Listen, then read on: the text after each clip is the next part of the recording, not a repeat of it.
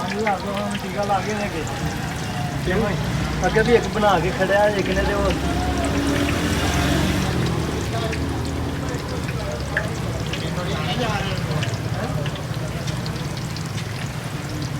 checking हो रही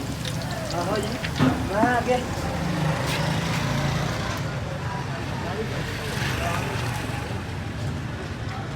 ठीक है फिर अंदर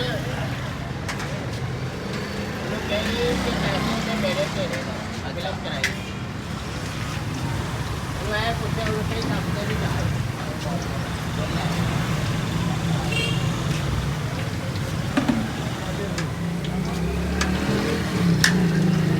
ਉਹ ਅੱਜ ਕੱਲ YouTube ਦੇ ਵਿੱਚ ਆਏ ਨੇ ਹਰ ਕੋਈ ਨਾ ਕੋਈ